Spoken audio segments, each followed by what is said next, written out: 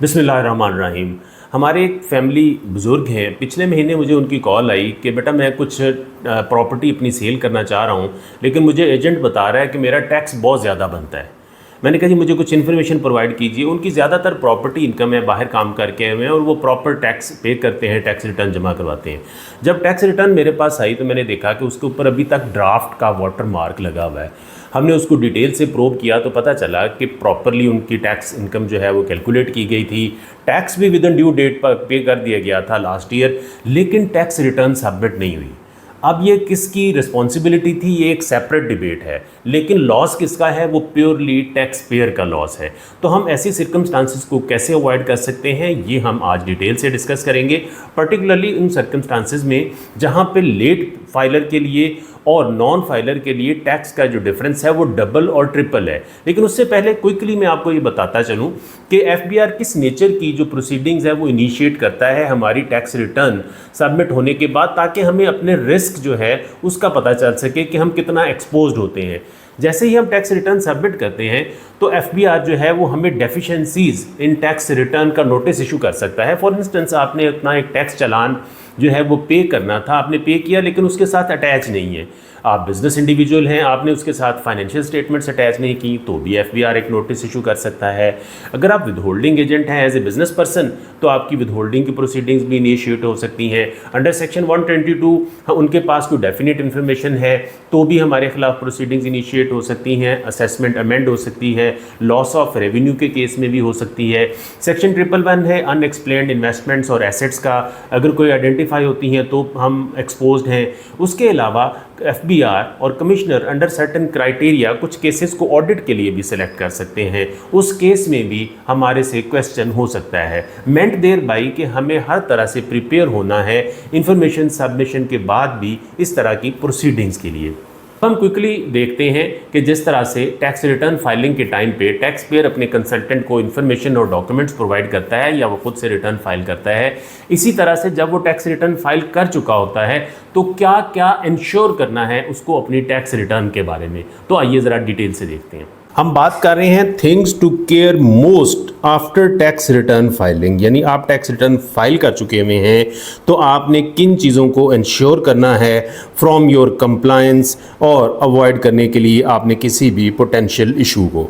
सबसे पहले timely tax return को इंश्योर करना है और उसमें सबसे पहला स्टेप ये है कि मेक श्योर फर्स्ट थिंग कि टैक्स पेयर कि tax return has been submitted, और सबमिटेड की आप एक्नॉलेजमेंट लीजिए।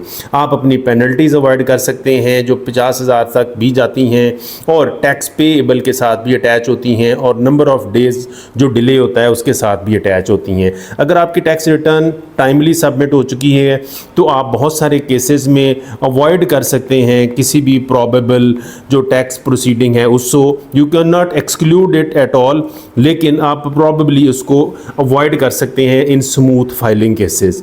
आपने देखना ये है कि आपकी इनकम बिल्कुल एक्यूरेटली कैलकुलेट की गई है और अप्रोप्रिएट जो टैक्स का जो फॉर्म है वो आपका सिलेक्ट किया गया है, और अगर आप बिजनेस इंडिविजुअल हैं तो आपकी statement of profit and loss account and balance sheet जो है या अलॉन्ग विद अदर डिटेल्स वो सबमिट की गई है।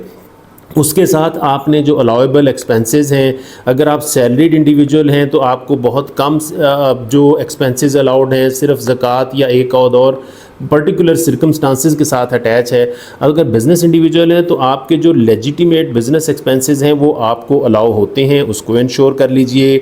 अपने स्लैब्स के मुताबिक अपना टैक्स जो है वो देखिए कि आपको वो रेट अप्लाई किया गया है, और अगर आपके कोई क्रेडिट्स भी हैं तो उनको भी इंश्योर कीजिए कि आपको वो क्रेडिट्स पूरे के पूरे प्रोवाइड की गए हैं। उसके बाद अगर अनफॉर्चुनेटली कोई रिटर्न में एरर आइडेंटिफाई हो जाती है तो फिर आप उसको रिवाइज़ कर सकते हैं। अगर एरर आइडेंटिफाई होती है तो 60 डेज़ के अंदर अंदर विदाउट कमिश्नर अप्रूवल, और 60 डेज़ के बाद आप अपने कमिश्नर की अप्रूवल से रिटर्न रिवाइज़ कर सकते हैं। डेडलाइन इसमें कोई एज सच ऐसी नहीं है। 5 ईयर्स सेक्शन 150 में कहा गया है, उसके 122 में कहा गया है, उसके बाद 1 साल तक उसके अंदर और है। उससे पहले जब तक आपको कोई शो कॉज नोटिस इशू नहीं होता, आप अपनी कोई रिटर्न में मिस्टेक मिस्टेक है तो उसको आइडेंटिफाई करके करेक्ट करवा सकते हैं। डेडलाइंस को ज़रूर मॉनिटर कीजिए। इंडिविजुअल्स और पार्टनरशिप्स के लिए 30 सितंबर की डेडलाइन है। कंपनीज जो 30 जून में क्लोज़ करती हैं उनकी नॉर्मल जो टैक्स रिटर्न की फाइलिंग डेट है वो 31 दिसंबर है। अदर फाइलिंग्स को भी मॉनिटर कीजिए like SCCP, social security, EOBI वगैरह। ये ज़रूरी क्यों है? सबसे बड़ा सवाल ये है। एक्टिव टैक्स पेयर के लिस्ट में मैं इमूवेबल प्रॉपर्टीज़ के केस में बात कर रहा हूँ। हम सिर्फ जो इम्पैक्ट है वो देखते हैं। 30% रेट है सेल और परचेज पे। लेट फाइलर के केस में ये 6% है और नॉन फाइलर के केस में ये 12% है। इतना बड़ा है जो आप अपने विजिलेंस की वजह से अवॉइड कर सकते हैं। अगर आप विदहोल्डिंग एजेंट भी हैं तो कोशिश कीजिए कि विदहोल्डिंग एजेंट प्रॉपरली पे कीजिए, टाइमली पे कीजिए और जो स्टेटमेंट हैं उनको भी सबमिट कीजिए।